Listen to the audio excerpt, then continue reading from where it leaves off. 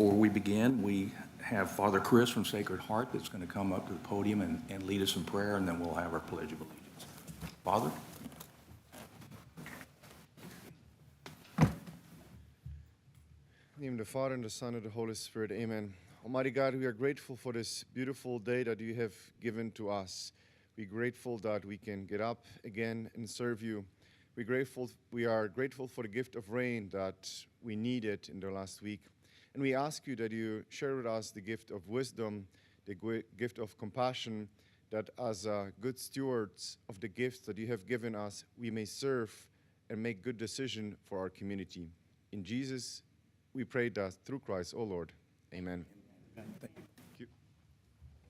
Allegiance to the flag of the United States of America, to the republic for which it stands, one nation under God, indivisible, with liberty and justice for all. Honor the Texas flag. I pledge allegiance to the Texas, one state under God, one indivisible.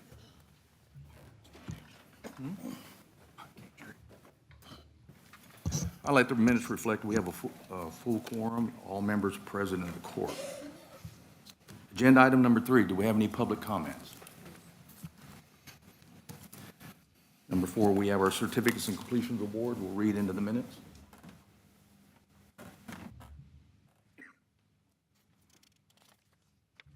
We have a certificate of course completion for Mr. Kenneth Cawthorn, who's a member of our Wilson County Economic Committee. He finished his Open Meetings Act. Judge Whitman completed 32 and a half hours of continuing education needed for constitutional judge. Another 4 hours for Judge Whitman.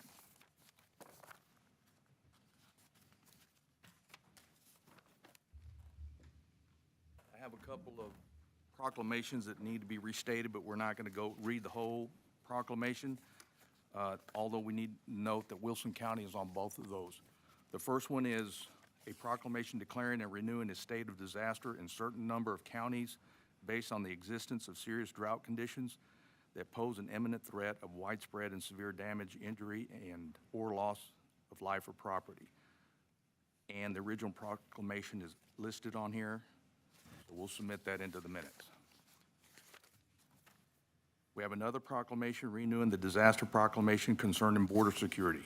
The original proclamation is here and is both submitted by our Secretary of State, Jane Nelson, through Governor Abbott's office.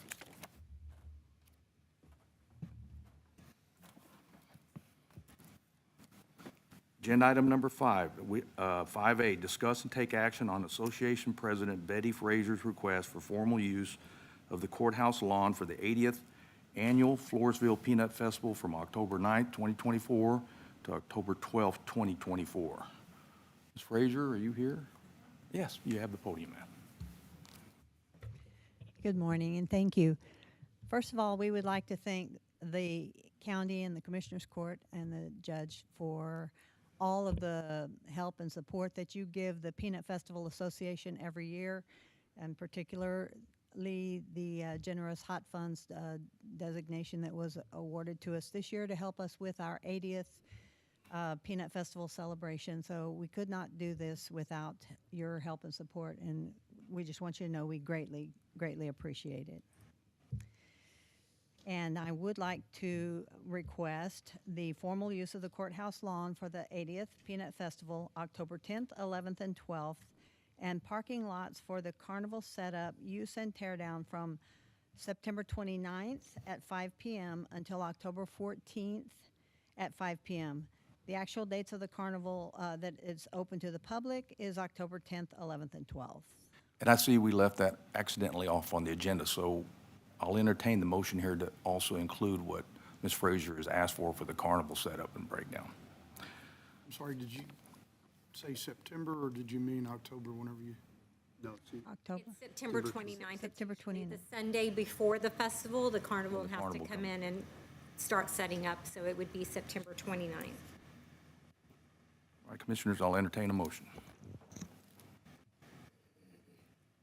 I'll make a motion to allow the Peanut Festival Association to use the courthouse lawn from October 9th to October 12th of 2024, and to use the carnival setup from September 29th to October 14th, Correct. 2024. Motion made by Commissioner Martin, seconded by Commissioner King. Is there any other discussion regarding agenda item number 5A? Hear none, I'll call for the vote. All those in favor say aye. Aye. All those against? Ayes have it, motion passes. Thank you. Thank you, ma'am. Appreciate it. Thank you. Now we'll move to agenda item. Did you have another comment, ma'am? I'm sorry. No, I'm going to move no, to the thank next you. agenda. Thank you. You're in that too, so. Yes. Okay, agenda item number 5B, discuss and take action on the 2024 Court of Rooted Legacy request to be recognized, and hope that the Commissioners Court will present a proclamation declaring October 9th, 2024 through October 12th, 2024 as the Peanut Festival Days in Floresville, Texas. Okay, ma'am, Yes. you have your proclamation? I do have it. Would you like for me to read it, or would Yes, you ma'am, like? you may. Okay, I will read it. Proclamation, whereas the Floresville Peanut Festival Association is celebrating its 80th annual festival to be held October 8th through October 12th in the city of Floresville, Texas, and whereas the state of Texas harvests the second largest crop of peanuts in the nation, the Peanut Festival acknowledges the historical and commercial importance of the peanut industry to our region.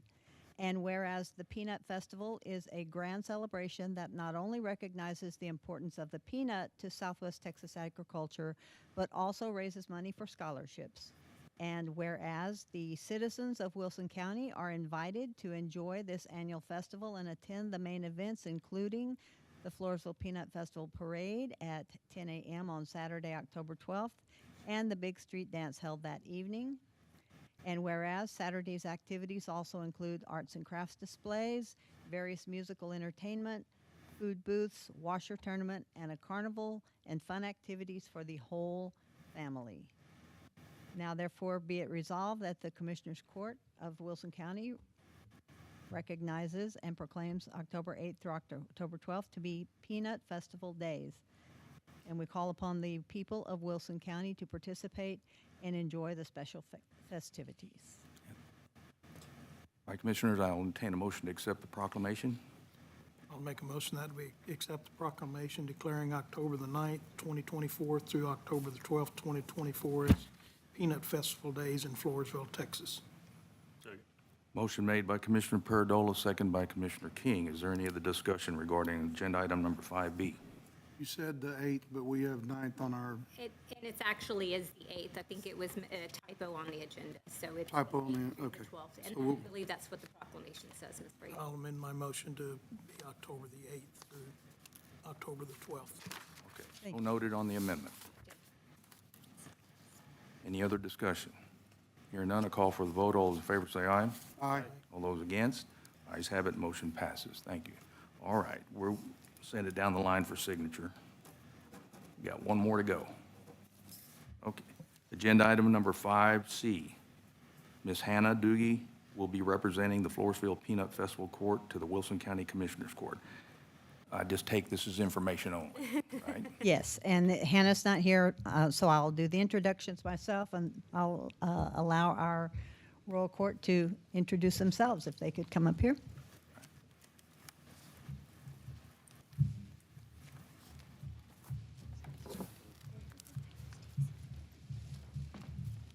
Good morning, everyone. Thank you guys so much for having us and for your support of us and our organization. We'd like to thank you guys especially for your generous sponsorship of this year's festival.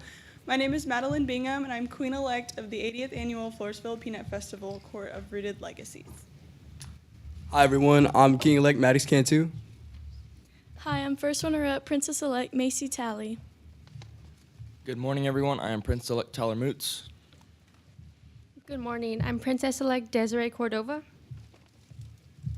Good morning, everyone. I'm Princess-elect Ava Salazar. Good morning, I'm Prince-elect Brian Cardenas. Hi, I'm Princess-elect Chloe Zavala. We'd like to invite everyone here to celebrate with us the second full weekend in October. We're really excited, and we would hope that all of you would come celebrate with us, and we have gifts for you guys. All right, thank you very much. We want to take a picture with you.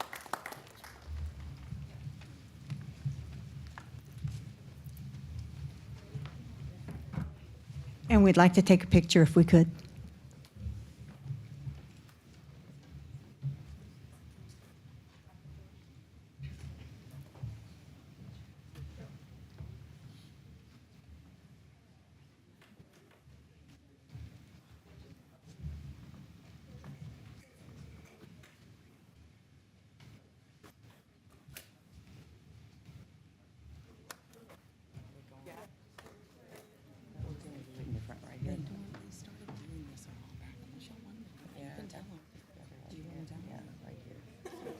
Right here. Now we can move the post. Yeah, it can be moved. Like straight right here. Do y'all want, like that y'all done it? Straight right here, so we can get this. Do y'all mind sitting it down like they've done in the past? Like, that's what they So we can would. get this in the background. Yeah, I guess just sit, Just straight right. yeah, like if y'all are sitting there and they can be behind y'all? Is Yeah, that- there you go. like that? Thank you. Do we need to move this out of the way? I'll leave it back, yeah. Not ready to make the change yet. We're behind?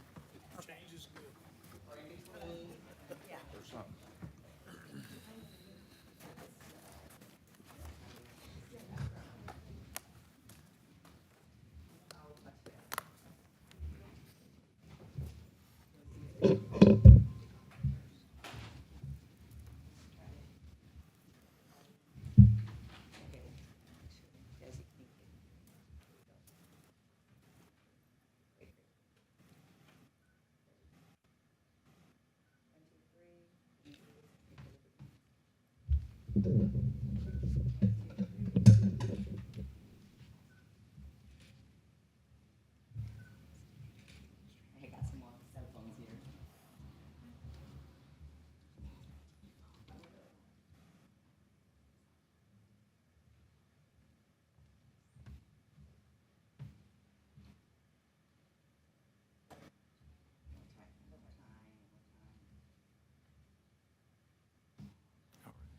Thank you all. Thank you. Great.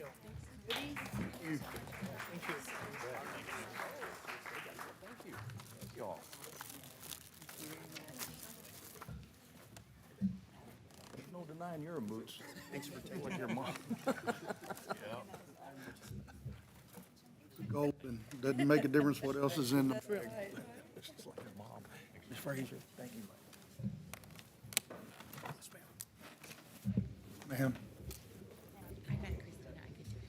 Oh, I was just waiting for you. That's the only reason why. She's taking a picture. Oh, no, you're good. sir, thank you. I know, she's.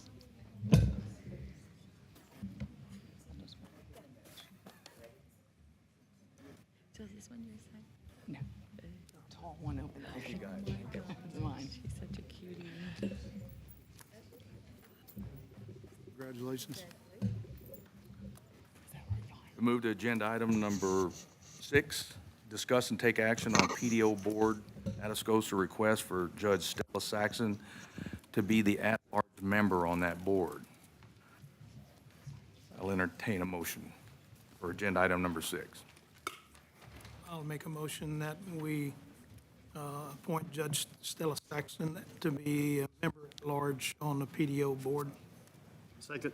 Motion made by Commissioner Paradola, seconded by Commissioner Martin. Is there any other discussion regarding, again, agenda item number 6? Hearing none, I'll call for the vote. All those in favor say aye. Aye. All those against? Ayes have it, motion passes. We move to agenda item number 7. I'll make a motion to take from the table 7A, discuss and take action on the purchase of 10 acres next to the Expo Center, Highway 97, was previously tabled on June 10th, 2024. Motion. Second. All right. Motion made by Commissioner Aiken, seconded, close tie, Commissioner Paradola. And in your packet, you will see that there is a fair market value study done on this piece of property. It was done by Mr. Owen Surge, who is one of our local realtors. It is way below fair market value. It is zoned as business, and if you look at the number on there, you will see that it is way below market value.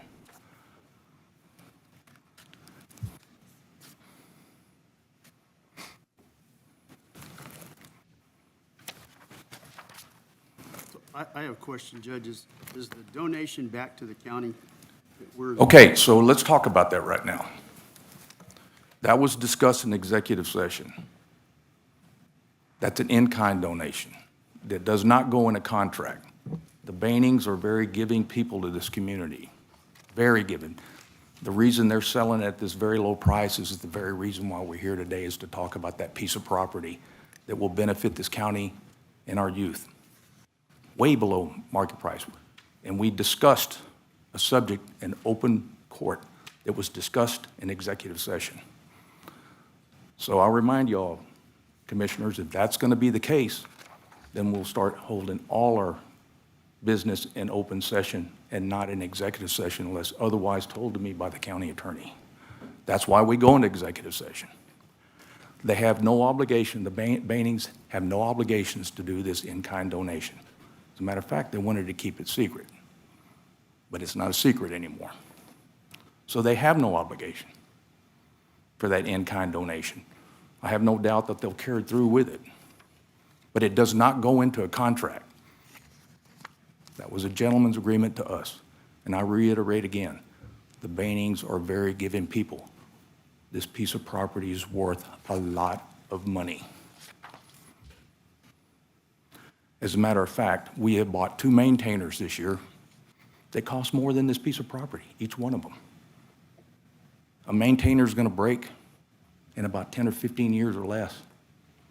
This value of this property will go up. It won't break. It's going to bring value to this community. It always will be.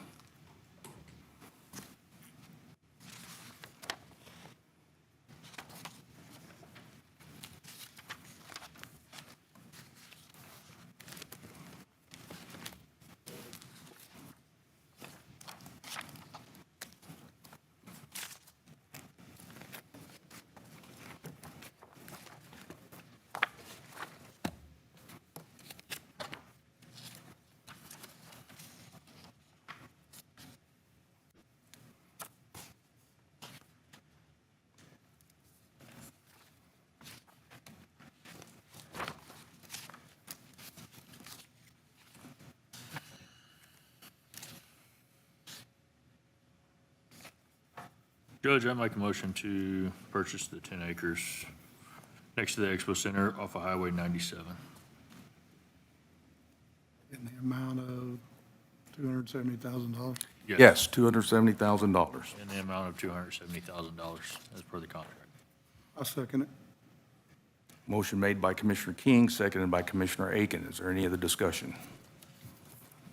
I want to add this. The appraisal came back. It's worth $1 million. Actually, $1,027,000. Who's counting the change? So, all right, is there any other discussion? Hear none, I'll call for the vote. All those in favor say aye. Aye. All those against? Ayes have it. Motion passes on 7A.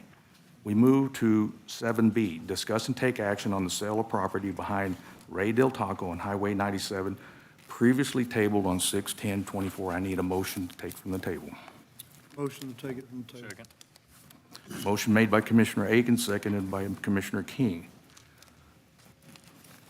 All right, so we're into this property here, and again, I've asked Mr. Onsurge to go ahead and do me a fair market value on this.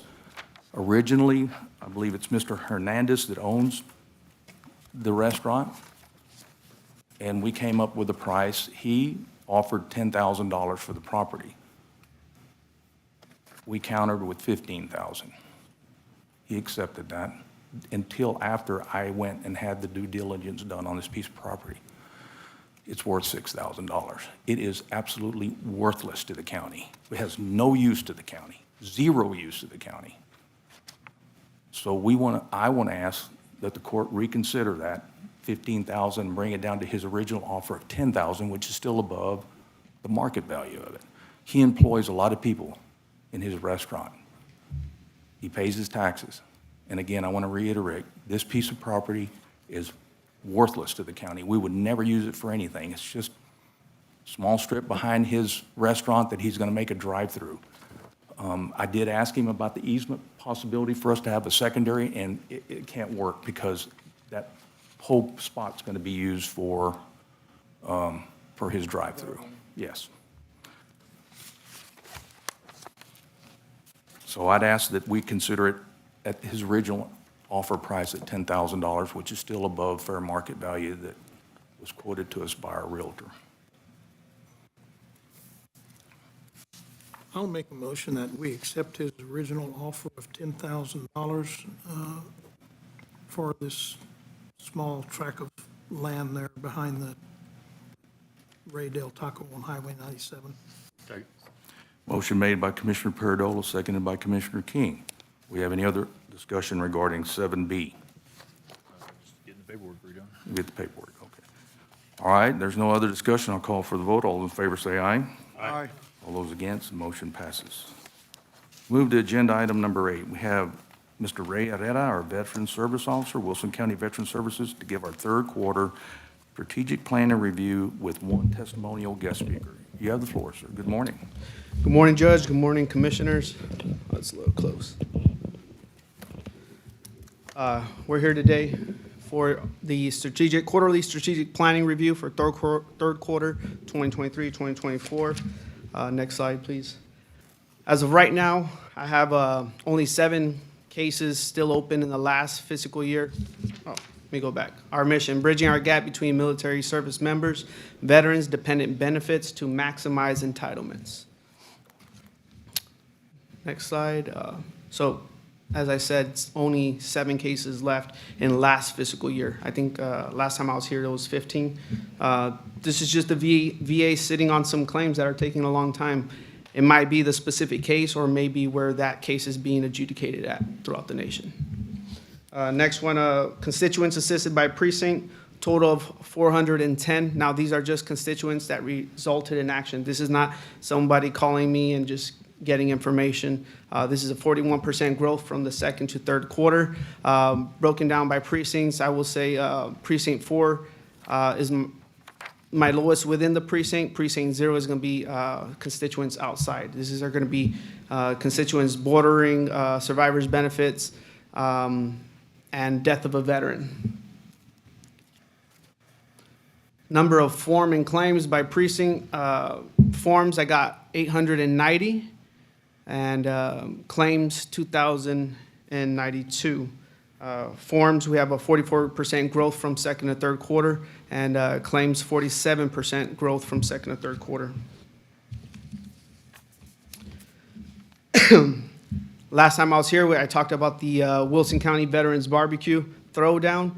So I just wanted to highlight the event. We had about 200 people registered, about 30 to 35 vendors and community vendors there to participate. In this event, we had the Navy did win. Sad news to the Marines on the board here. But it was just something to bring the community together, and it was just for veterans. It was for their family members, and they could bring their children. We had a jumping balloon. We had some cars and veteran branches battling it out on the barbecue grills. Not to mention, of course, the important services that veterans need, like healthcare, education, and so on and so forth. And we also had on the other side just community vendors, things that, you know, I told veterans, you know, you can come in, go to the veteran side, your spouse can go to the spouse side. And we had a mix of all things, even for children. We had a children's section with books and stuff like that. So it was pretty neat. This is the first annual. We do plan on doing this every year in May, typically mid-May. I think it's right before and away from other important events going down in the county. So.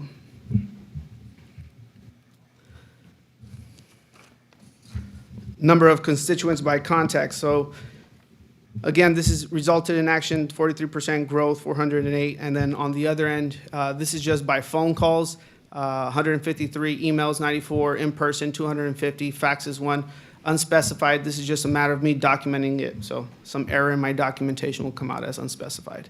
But this is a total of 501, 15% growth from second and third quarter. new and returning clients. So these are the ones resulting in action. So 411, 60 of those are coming back. Either we're doing appeals or they're coming back for follow-ups to understand what comes with entitlements or understanding why they've been denied by the VA. And on the other side, we got open and closed claims. 235 still open, 177 closed, which doesn't include the 7 from last fiscal year. Next, I have a special case here. This is the Cepeda family. They're here today, and they will give their testimonial in person. I just wanted to highlight the, I guess, the scenario with this veteran, Mr. Luis Cepeda. I first met Mr. Cepeda when I was the veteran service officer in Bexar County. And when he came to me, he had a case pending with the Board of Veterans Appeals. So that's just one of the tools in our tool bag that we have in Wilson County, being able to represent veterans with a federal law judge. And we went through the process. We had a great outcome with a lot of research, medical and legal research. We were able to win the veteran's case. He was approved for a non-recognized condition that was later added by the VA as a presumptive after the case was won. So this is a big thing. The condition specifically is sarcoma. This is not a condition that the VA recognizes on a list. So we still fought our case and we came out successful.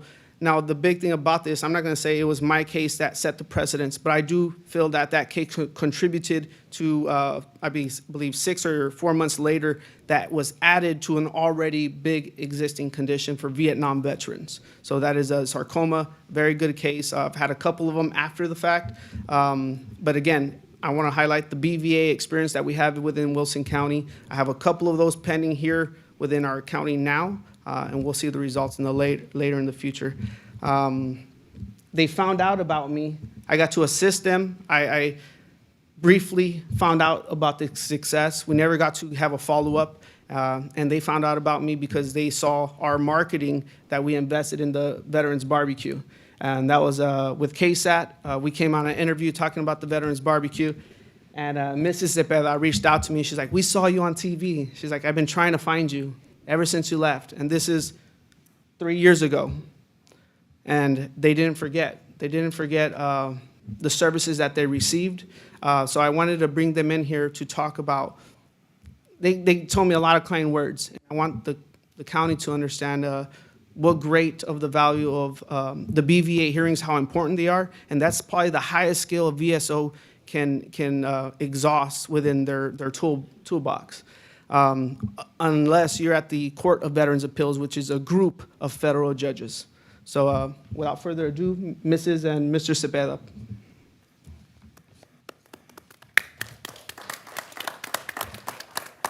Mr. Herrera, BVA stands for? Board of Veterans Appeals. So this is with a federal judge.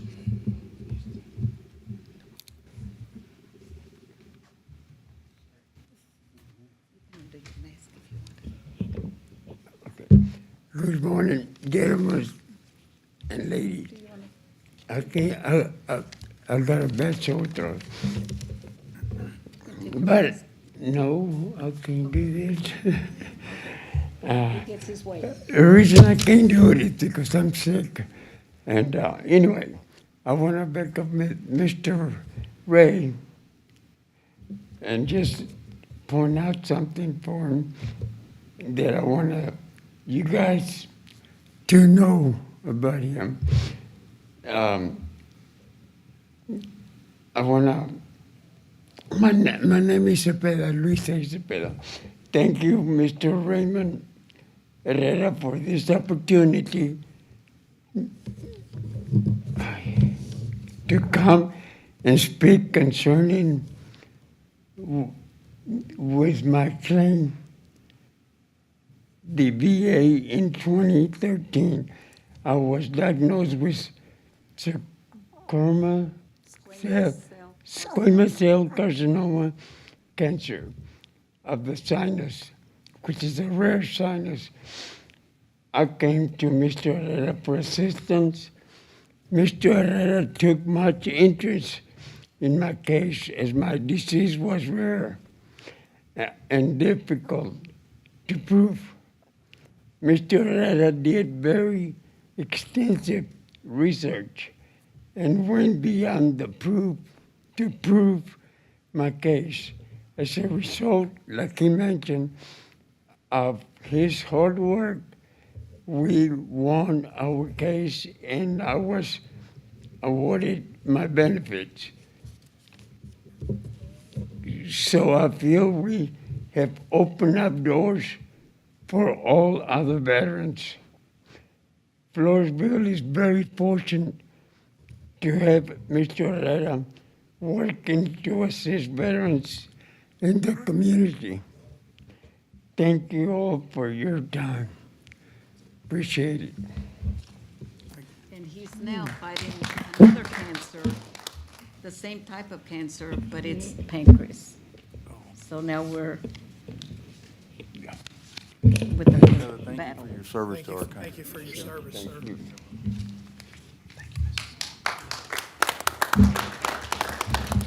Thank you. So just to highlight quick with his health condition, this is the reason why you can't hear him as good as he has squamous cell carcinoma, and it's eating through the roof of his mouth through the back of his nose. So he has a hole, a gap in that, which is why he wears a mask. Just FYI, but I just want to highlight again the services within Wilson County that are offered. I know there's some veterans out there that they've been denied, and sometimes it takes taking a case to the Board of Veterans Appeals. And it might take a year, typically a year to 5 years, to be seen by a judge. But I do feel like when we're at the judge's level, we might have more leeway for our decisions in our veterans' favor. Now, his condition, or his, he was granted 100% to go back 10 years. I'm not going to go into how much that is, but it's definitely a life-changing amount. So thank you, Mr. Cepeda, for your service.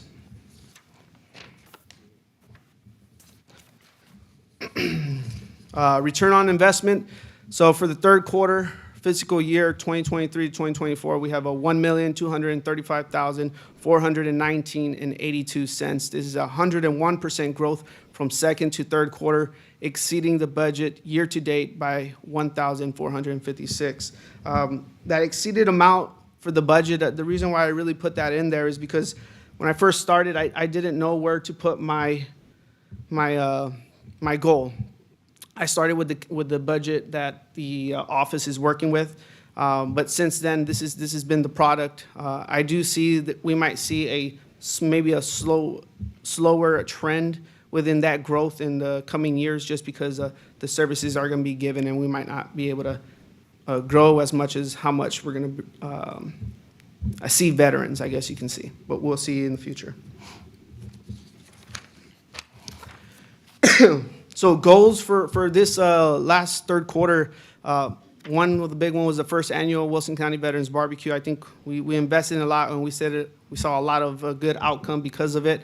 I've had a lot of feedback. I'm still waiting to sit down with the Wilson County Veterans Coalition I like some constructive criticism. You know, I want to see where we can get better and where we can grow within that event itself. Also establishing a monthly outreach. The office is pretty busy. The agenda is pretty jam-packed. So I wanted to make it a point to be out in the community at least once a month within different parts of the county.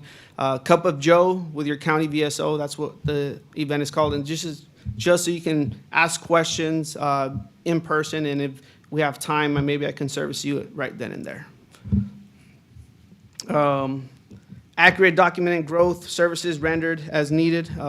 That includes this whole presentation. That way the public understands what the Veterans Service Office does and to what extent that it does it. Continuation of branding, marketing, and Veterans Department. Every event, I really try to market. Partnering with local organizations is a big key. Our partnership in branding the services in Wilson County. Challenges. So canceled and rescheduled appointments. We have 22 this past quarter. That's 10 less than last. quarter, which is a good thing.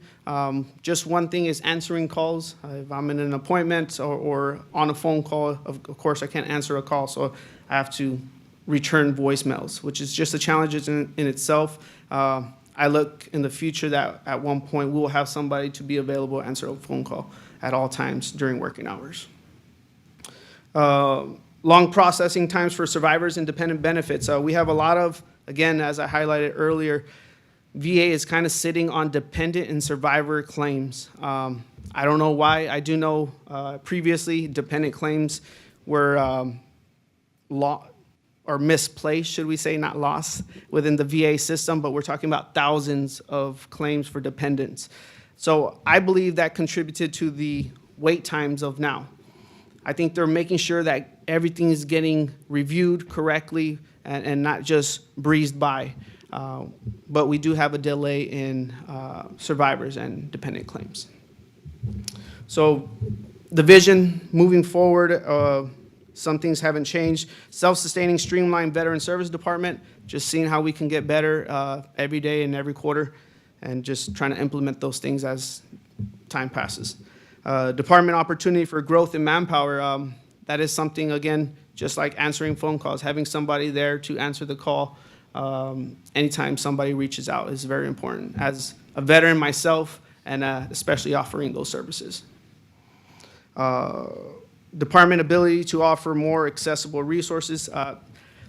Again, I just highlighted the BVA. That's probably one of the big one right there, but there are so many other things that I'm trying to open up within our county, and if only time will permit, as well as the support from the commissioners and the judge.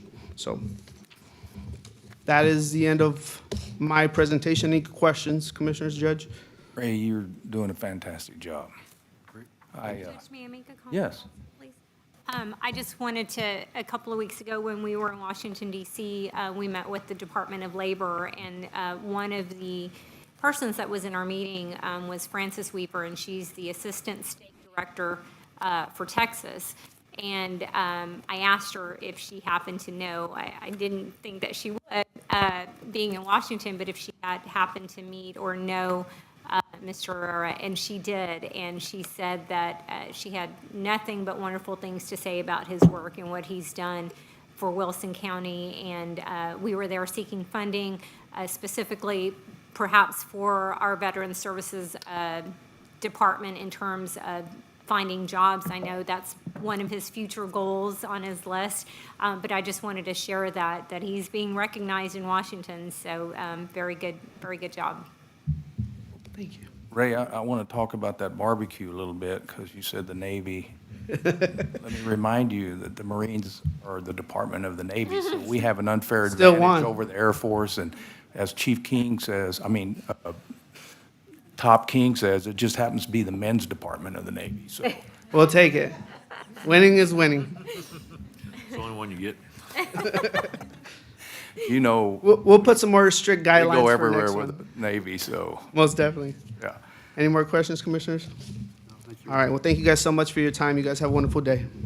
Thank you. We're move to agenda item number 9. We have Nikki Storer, Library, Cobb Finley presenting broadband feasibility study.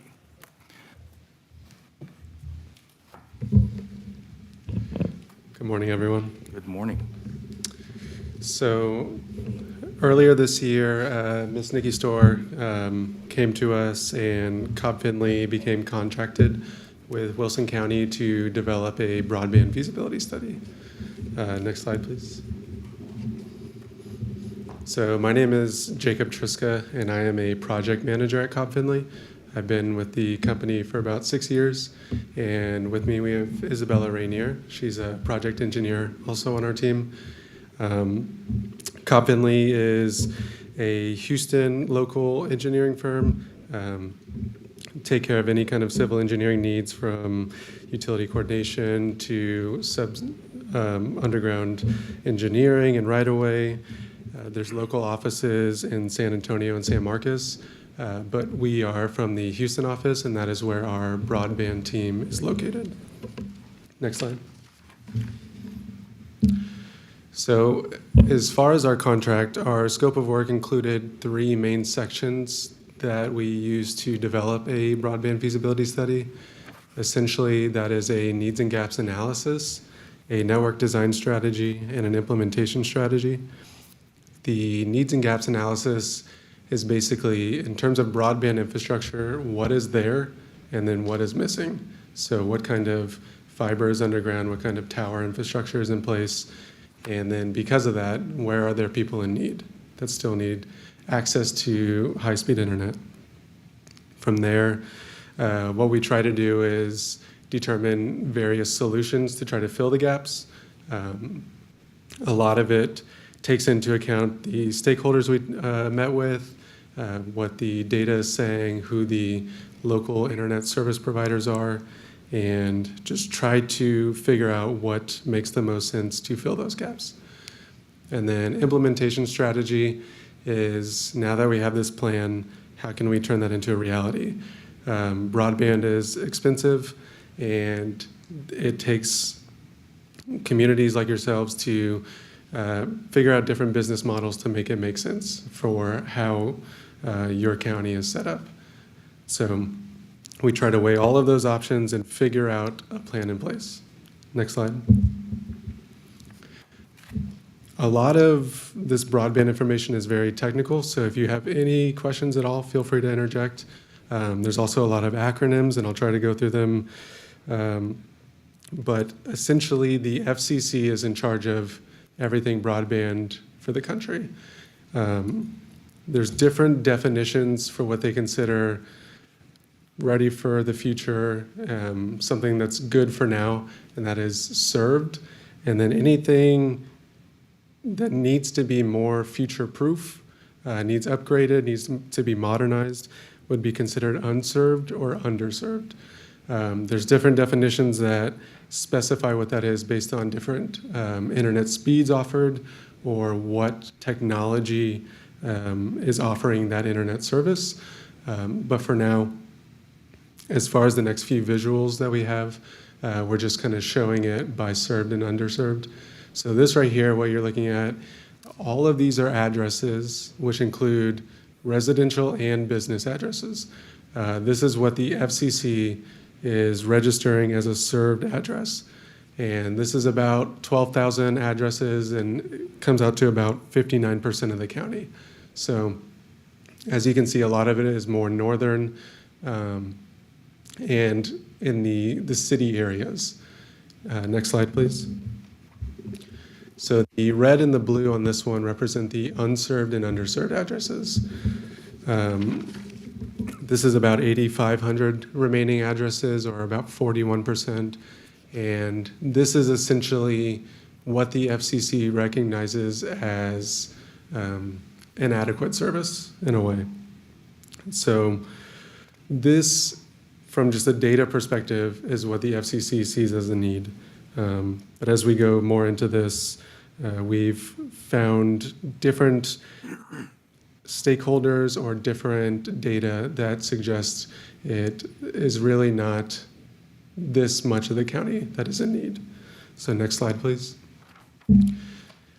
When it comes to broadband, fiber is kind of what everyone is hearing now. And don't get me wrong, fiber is definitely the infrastructure for future-proofing, but it's also very expensive and it takes a while to implement and construct. And to be honest, in a lot of rural areas, it's not feasible from a business sense. For example, if AT&T, Comcast, if they want to build out fiber to people's homes, essentially they probably would have done it already. So we're at a critical time right now where there's a lot of funding coming in to states, to counties, across the whole country. And so building out fiber or other internet options is going to be more likely in the present or in the upcoming future. But essentially, fiber is shown here. It's kind of hard to see, but in the blue dots, mostly in the north.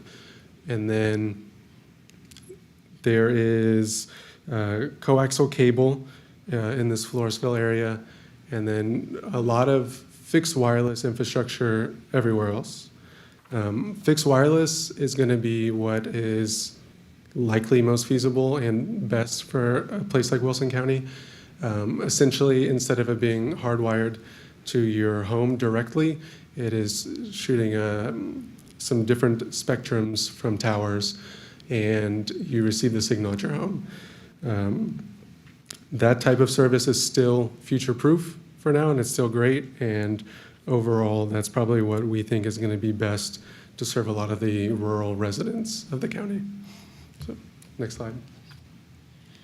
Good morning, everyone. As Jacob mentioned, I'm one of the project engineers that worked in, specifically for this feasibility study. I had the privilege to work for Needs and Gaps, and one of our main components for Needs and Gaps is this areas of need maps. As you can see, it has several layers. This combination of data includes all unserved and underserved points. We do exclude, however, any unlicensed fixed wireless that can serve speeds above 120 download. Like my coworker said, there's a lot of technical terms, so please stop me if you feel like you have any questions. And then above, right above that, we also have the Guadalupe Valley Electric Co-op service area. And why we included that layer was when we spoke to them in our stakeholder engagement, they mentioned that their plan long-term is to cover that area with fiber. So wanted to show that potentially with time, some of these areas of need might be covered, as well as showing some of these addresses are within proximity of served addresses. So we did a radius of 500 feet around them, and to take into account some misrepresentation in the FCC data. Some of the ISPs can say that they do not cover one single dot, and you can see the whole neighborhood covered. So it really doesn't make sense that that address point is not covered, when in fact the whole neighborhood might have coverage. Next slide, please. Right after that, we have our high-level design. This includes demand points and potential towers. Our high-level design, you can see that those lines in teal and the purple, those are different fiber sizes. Our purple is 144, which is a much bigger size than the blue, that it's a 72. And the use of this design mainly is, it's a greenfield design, meaning we don't take into account any infrastructure that's already in place. So any fiber that any of the ISPs might already have is not taken into account in this design. What it is taken into account is our stakeholder engagement. Some of these areas through our engagement were mentioned, we don't have a lot of coverage over here. So we try to include that with this design. Mostly, too, we have our unserved CAIs, all 14 of them. We try to go across with this design. 31 public schools or courthouse and fire stations, and all your big demand points as EMS as well. On top of that, we again showed our coverage from Guadalupe Valley Electric Co-op, because we do feel that's important since they have this big growth in fiber. And those blue circles you see on there, those are radiuses on top of the towers that we were able to find existing in the county. Now, as my project manager already mentioned, a lot of the solutions we're seeing in here is fixed wireless. So we wanted to show you, the potential coverage these towers can have. Some of these towers might need retrofitting, might need updating, but once they do have those updates, this is a potential they can have covering. If you can see your areas of need maps, going back to that, you can see a lot of these would be covered potentially. Next slide, please. And so, as Isabella was saying, that's kind of our high-level greenfield design. What we think is best is essentially using that as a full puzzle, and then working with different ISPs as the puzzle pieces to make it all come together with their existing infrastructure. But to do that, as I mentioned, there's a lot of funding available coming in. So these next two slides are kind of the some of the 6 most reasonable options for a place like Wilson County to take advantage of funding.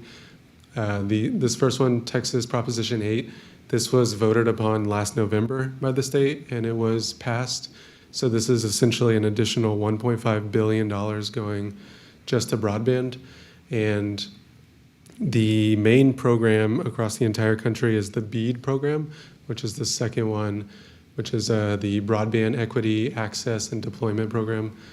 There's $43 billion in total across the entire country, of which Texas is getting about $3 billion. So Texas is a large area, but a lot of internet service providers are kind of waiting for this to come about. And that should start its process maybe within the next year. But there's a lot of stakeholders that we talked to that did mention about potentially upgrading their infrastructure with Wilson County through a potential BEAD application. So next slide, please. So this is just more funding options available. In total, there's many opportunities that help more of the rural places, because like I was mentioning earlier, if it made business sense as it would for a metropolis, a city, places would have already done it. But because of that, places like rural residents in Wilson County and all over Texas are getting left behind. So these are the funding opportunities that could help potentially fill these gaps for Wilson County. Next slide. So as far as our recommendations, we have 4 main ones. The first one is to coordinate with local fixed wireless ISPs for potential public-private partnerships to upgrade existing technology. This is what we are showing with the blue circles on our design map. Essentially, there is a lot of internet infrastructure in place in Wilson County. It's just not modernized or future-proof. So in working together with these existing providers, I think it could be a much cheaper option to just have their internet spectrums on a wavelength recognized by the FCC, as well as updating the speeds with updated equipment. And then our second recommendation is work with local ISPs to promote existing coverage, FCC resources, future plans, and digital literacy. So with this, the FCC is kind of reshaping how they are distributing their resources within the last year or so. There is a map which anyone can go to on their FCC website, and you type in your address, and you can see every address or every internet option that is serving that address.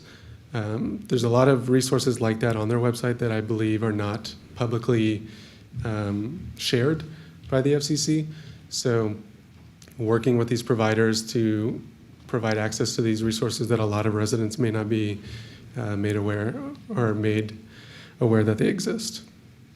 Our third recommendation is to create some sort of RFP, MOU, something to help create a public-private partnership for BEAD applications or any other funding applications.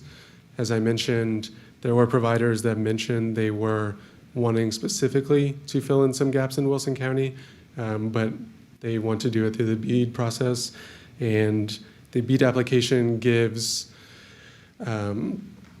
higher grades for local representation on the application. So showing some sort of support for these projects is advantageous for the ISP and for the county.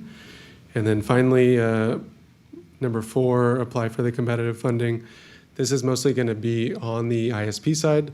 So there's an opportunity to where the county just has to show their support, and that's kind of all the steps they need to take. But essentially, at this point, that is going to be the next step in getting these ISPs on board with filling the gaps. So that is our presentation. We also completed, and I believe you guys have the feasibility study. It is quite hefty. We don't. If you didn't read the entire 100-ish pages before this, we totally understand. But there is an executive summary at the front that's about 15 pages. So we like to request that you guys go through that. And then if you have any questions for the study or updates you want included, then feel free to let us know and we can include them when we finalize our study. So that is our presentation. Do any of you have any questions for us? Yeah, I have a few.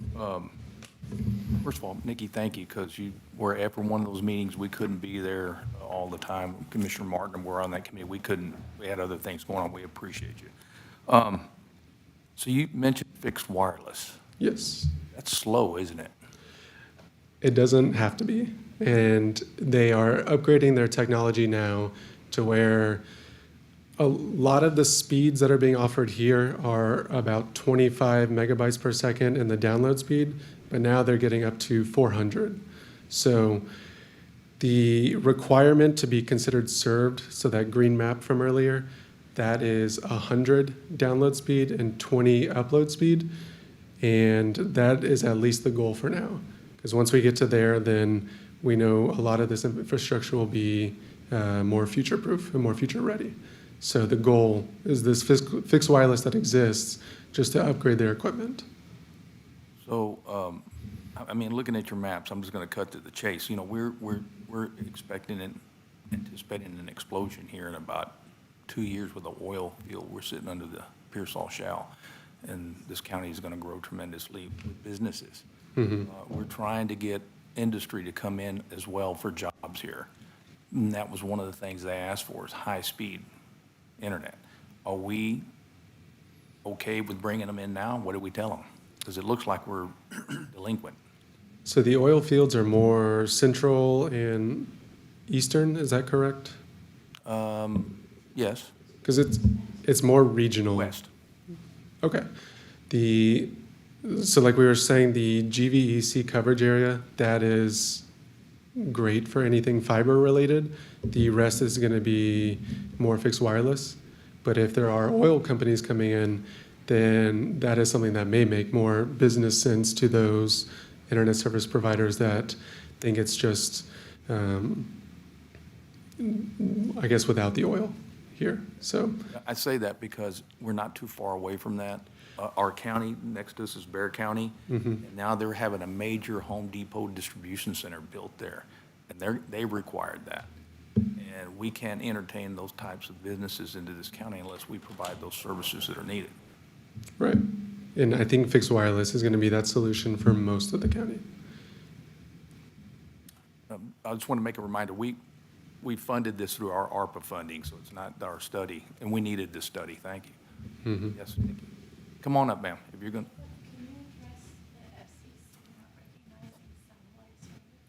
Right. So everything that we've included does not include satellite service. Technically, satellite can be achieved anywhere across the country, but the FCC doesn't recognize that as served. So while things like Starlink exist, it's not going to be recognized in the FCC data. And also, it is our opinion that it is more expensive for options like that, even though it may be the only option possible for some. So FCC doesn't recognize Starlink? Says any kind of satellite internet. Really?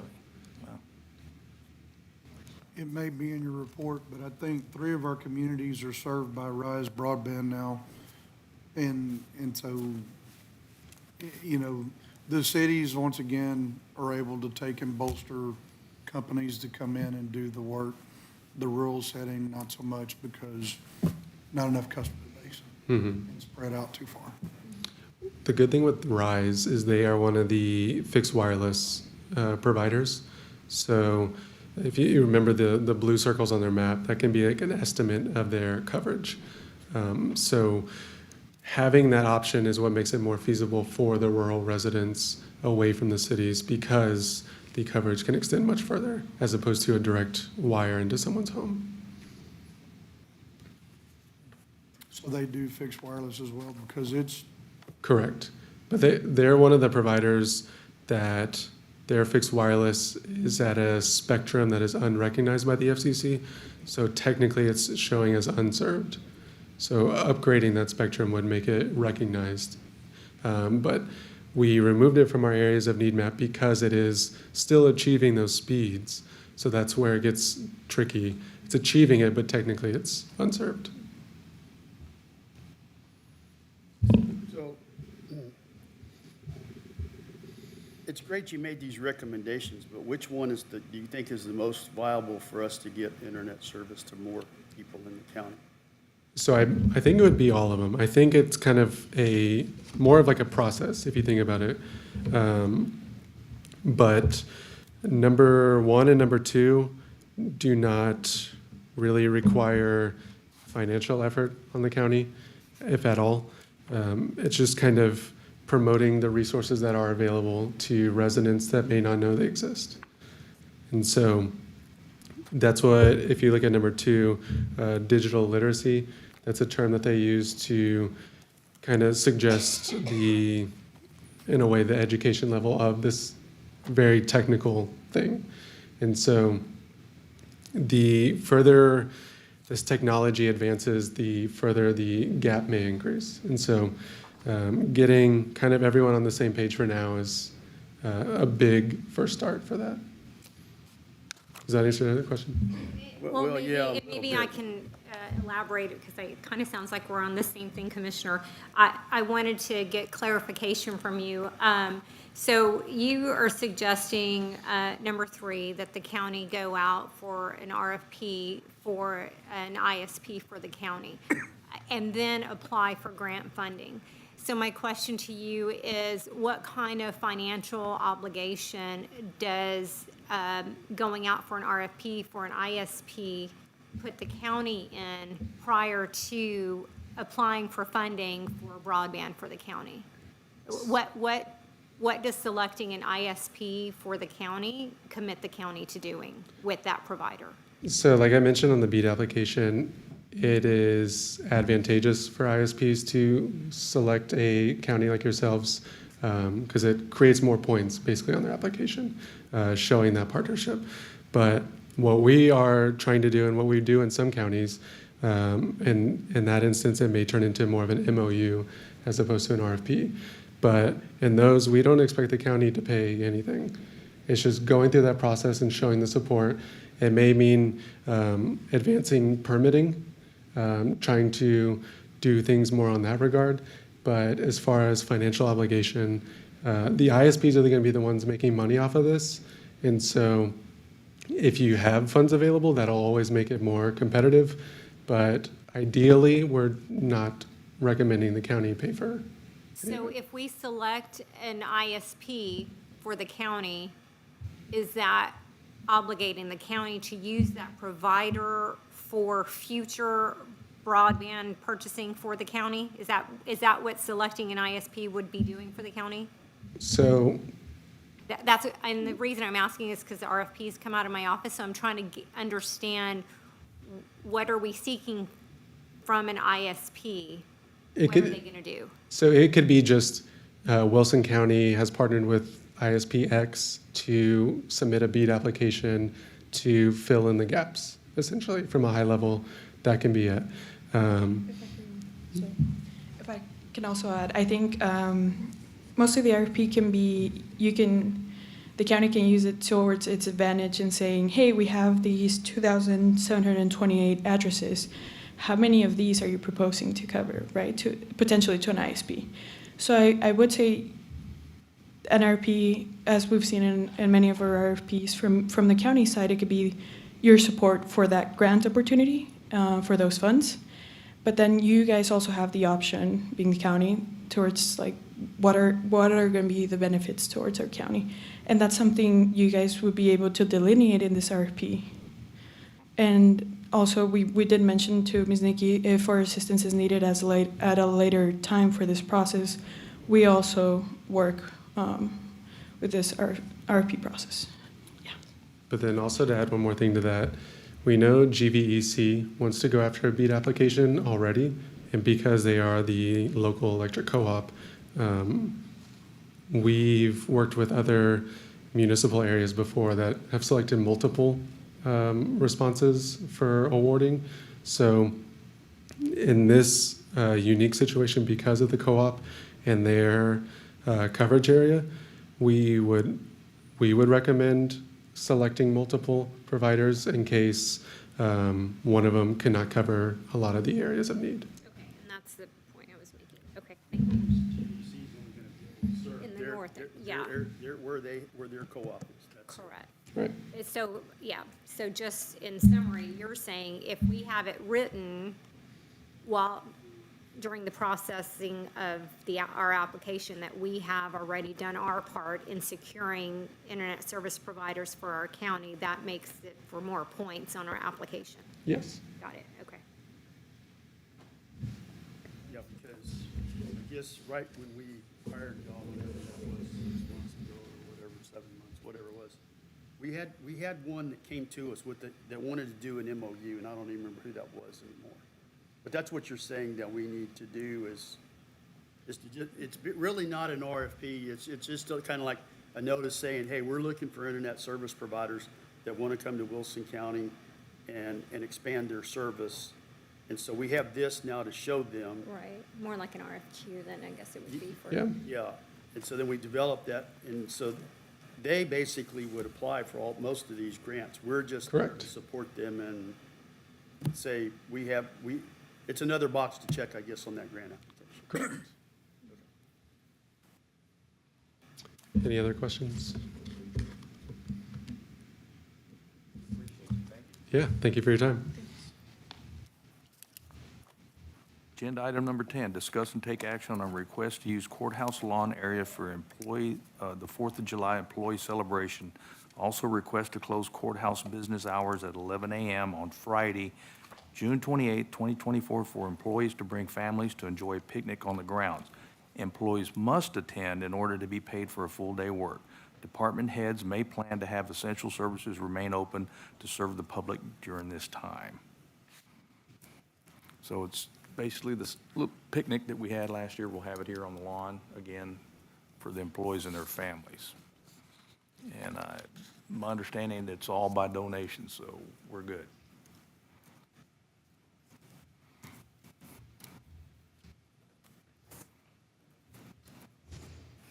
Brenda, you want to add anything to that? No, sir, we have our committee that's putting it all together. We have invited our city of Floresville as well, and I believe the other outlying cities as well, Jeff. Yeah, I think we've extended the invitation to the other cities as well. And it's just a good time to come. This would be our second annual 4th of July picnic, and it seemed like we got a really good response last year.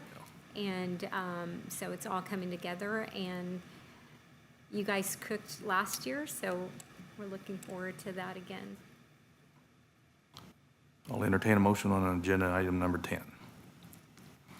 And I know y'all are thinking, this is a long one, how do I cut that down? So, Item 10 is discussed.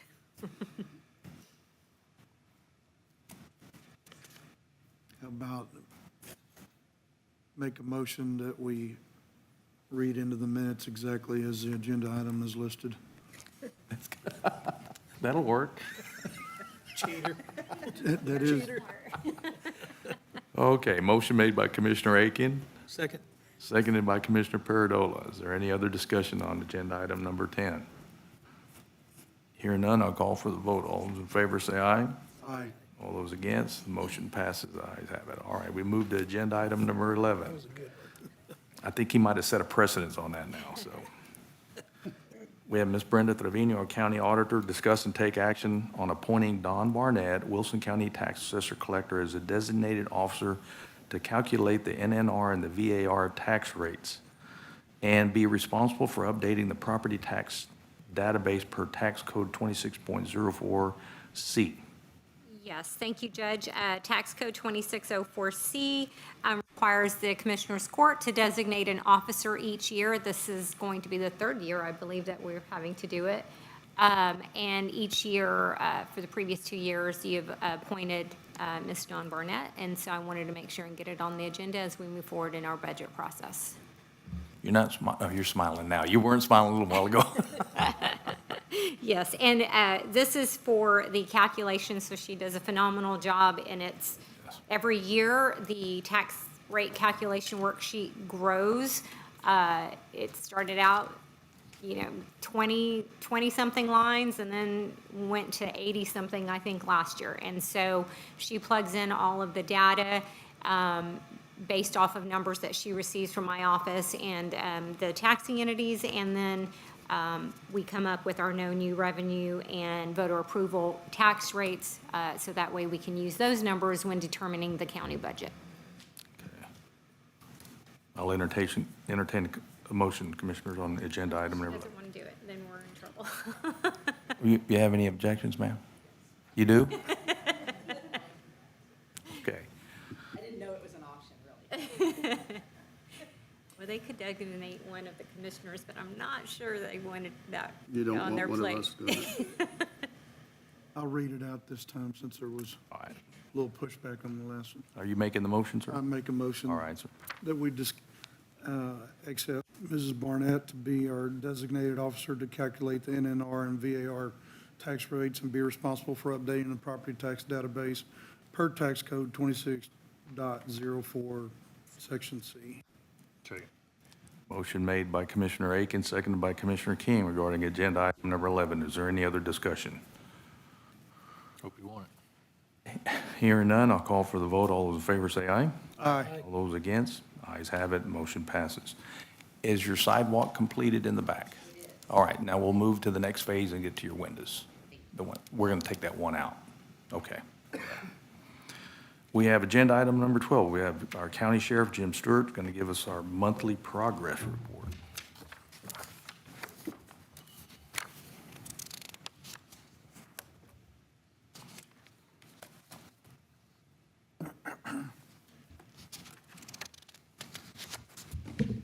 Good morning. Good morning, Sheriff.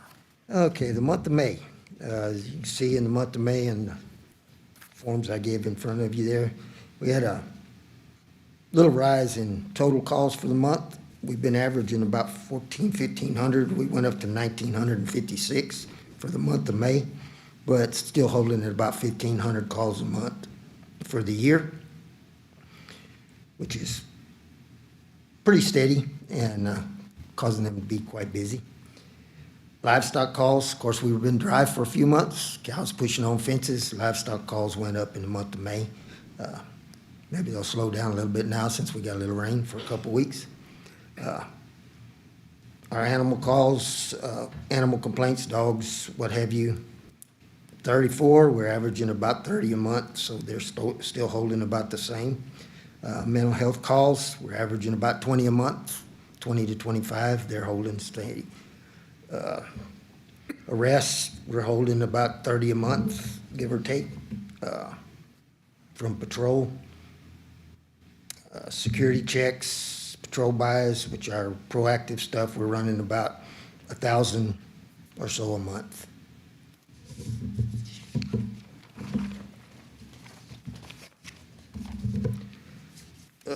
CID, we're running about 150 new cases a month.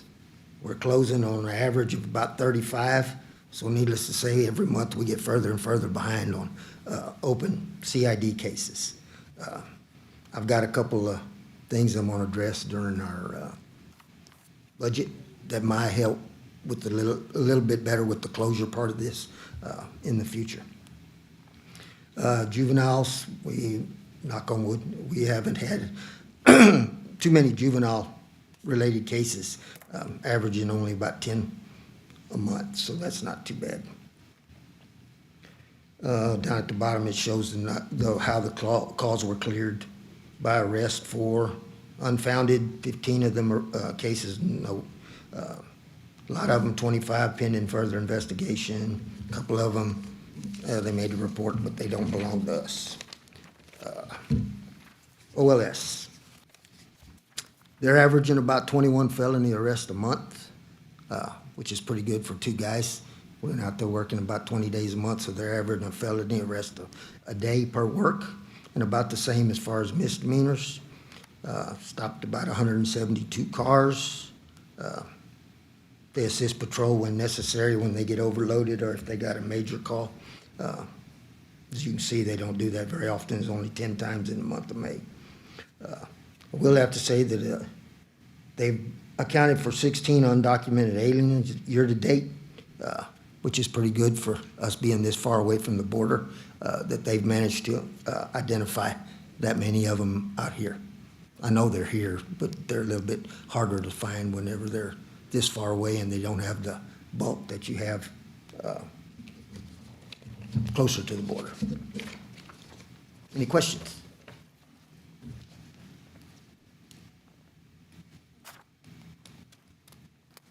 We see 6.36, is that grams of heroin?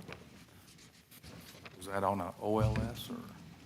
Okay, Last page, Sheriff, right in the middle, heroin, grams. yep, 6.36 is one case. We actually ended up with, thank goodness we haven't had much fentanyl. Goodness. We had that 1 month, but. Our rest of officers the time- have Narcan with them? Yes, we all have Narcan. Okay, very good. Any questions for the sheriff? Thank you, Sheriff. Thank you. Appreciate it. All right, agenda item number 13, Ms. Dawn Plaza Barnett, County Tax Assessor Collector, monthly report. Hello. So I'm just going to run through, y'all have all of the numbers, but I have April and May. So April, the total paid out to the taxing entities was $1,200,450.08. We had 10,438 tax transactions. DMV, $1,016,777.34. 6,652 DMV transactions. 52 Texas Parks and Wildlife transactions for a total of, that went through our office, $2,345,012.43 for a total of 17,142 transactions. For the month of May, the total amount for the tax side was $3,050,884.98. Total transactions for the tax side was 14,150. DMV total collected and paid out was $835,768.30. 6,224 transactions. Texas Parks and Wildlife, 67 transactions. So the total amount of money for May was $3,900,927.35 for a total of 20,441 transactions. I am happy to report that we have completed all of the Senate bill refunds. My employees did an excellent job on getting those taken care of. You will see on here the money reflected that came back from those, from the school districts for us to issue those refunds. But we're done with those, so they did an excellent job with that. Tell them thank you very much, and I went in there I always get my registrations, and your staff is always very professional and friendly, I want to say that. Thank you. Any questions? No? All right, thank y'all. Agenda item number 14, we have Ms. Lou Cerato, our Permitting and Development Director, 14A Subdivision, Chaparral Ranch, Unit 1. So it'll be A1 and 2, discuss and take action on release of construction letter of credit, discuss and take action on acceptance of dedication and conveyance of roads. Good morning. Good morning. Last week, Commissioner King went over and did the final inspection in Chaparral Unit 1 to check their roads and their drainage. They managed to establish vegetation to help their drainage along, so he did approve the roads for Chaparral. Once that's approved, I guess we can do the letter of credit where, we're holding on to their money that we can let go of it. He's got $1,994,203.20 that we're holding on, and once we accept the roads, they go hand in hand, let go. Is this this is just acceptance, so they still have the 1-year warranty, right? We should be holding a bond for that, right? No, this is the release of their bond for Chaparral. Completely? Complete. They're done, the warranty period's over? Yes, their Okay. warranty period is over. Mhm. Okay.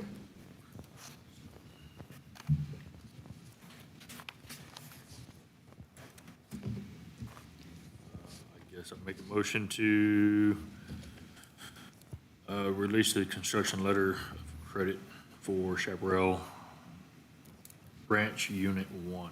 Second. Motion made by Commissioner King, seconded by Commissioner Martin regarding 14A1. We have any other discussion regarding that agenda item? Hear none, call for the vote. All those in favor say aye. Aye. All those against, motion passes. Now go to 14A2. Which is the same thing. Make a motion to accept the dedication and conveyance of the roads of Chaparral Ranch Unit 1. Second. Motion made by Commissioner King, seconded by Commissioner Martin regarding agenda item A2. We have any other discussion regarding that agenda item? Hear none, I'll call for the vote. All those in favor say aye. Aye. All those against, motion passes. Thank you, ma'am. Agenda item number 15, we have Ms. Christina Moots, County Treasurer, discuss take action on County Treasurer's financial report. Good morning.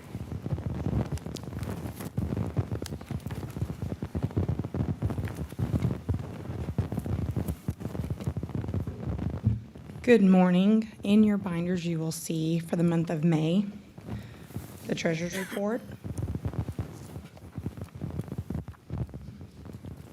As always, same concept. The pages will show beginning and ending balances of our checking accounts as well as our deposits, or CDs, certificate of deposit, followed with our investments and what they've earned, our outstanding debt, and then ending with the balances for all funds.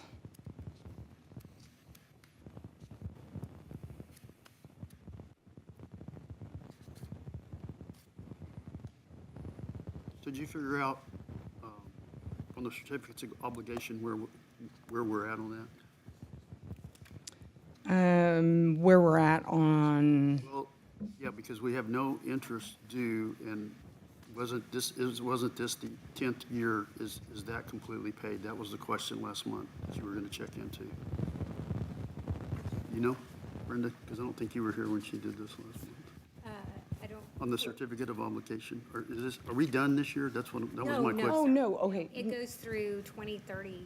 Yes. So it's 20 years, okay. Yeah, it's, Yes. we still have several. Sorry, I thought you meant the certificate of deposit. I No. heard you wrong. I can email you the amortization. No, that's fine. I just was thinking it was over this year. That's why No, was I know we asking, 'cause discussed didn't- that, we and didn't of course, show the it. layout.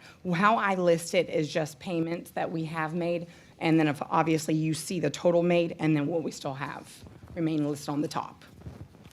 Yes, I apologize, I heard you wrong.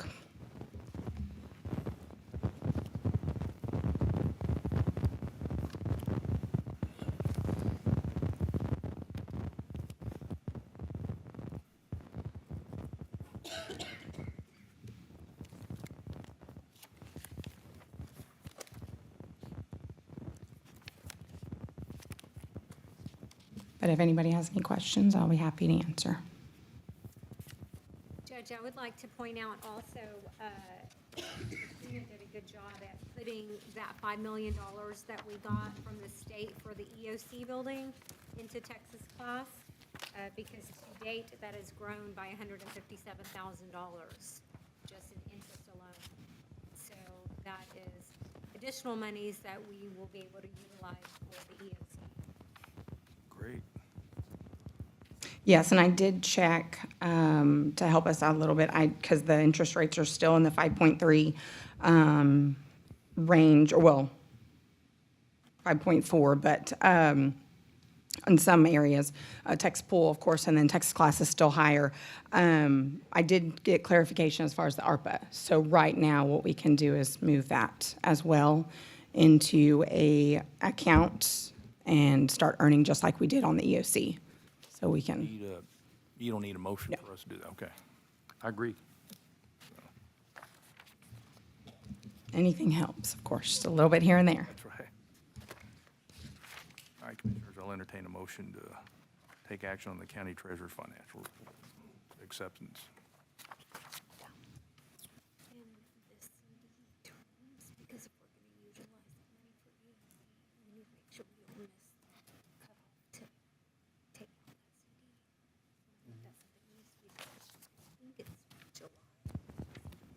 See if the bids are back.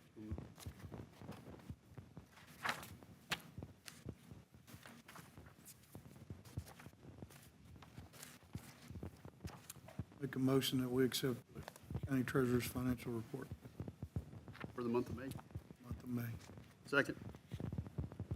Motion made by Commissioner Egan, seconded by Commissioner Martin regarding agenda item number 15. We have any other discussion? Hear none, call for the vote. All those in favor say aye. Aye. All those against, motion passes. Thank you, ma'am. Thank you, gentlemen. Agenda item number 16, we have J. Lynn Bodiford, Human Resource Specialist, presentation of parole and personnel changes, and my understanding, we don't have a report. Well, that's good. Okay. I'll entertain a motion to adjourn. I think she wants bills. Oh, did she want? I'm sorry. Where did you come from? Sorry. Agenda item number 17. I think everybody wants to get on the road. I have bills totaling $446,033 even. Here you go, sir.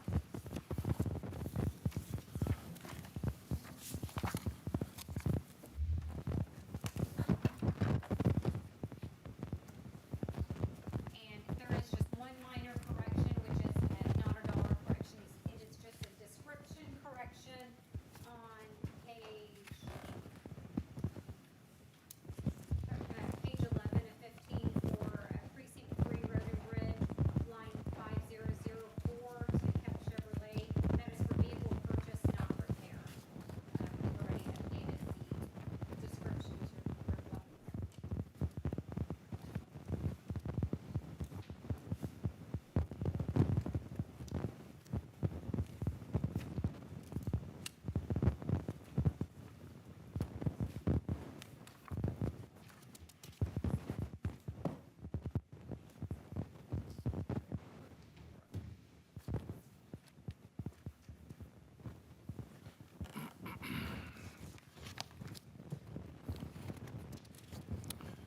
Was Commissioner Perdola's approval for his new pickup truck approved? Is it in this bills? He had already budgeted it for a vehicle purchase in his budget, but the budget was So, approved, right, there but are was we, not a need to is there, commissioners for approval. right, but is there a check cut for that? It's going to be once he's. Okay, all right.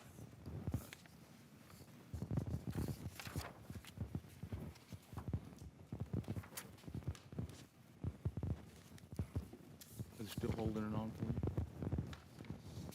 Just missed the boat last court, that's all. Go back, tell Mr. Kepp it depreciated a couple of $1,000. Right.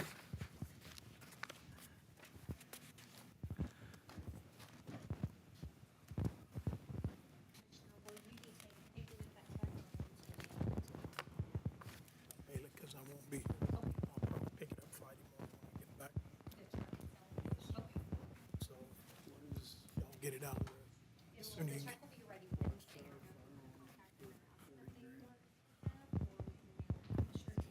You want to have somebody come by and pick it up or mail it?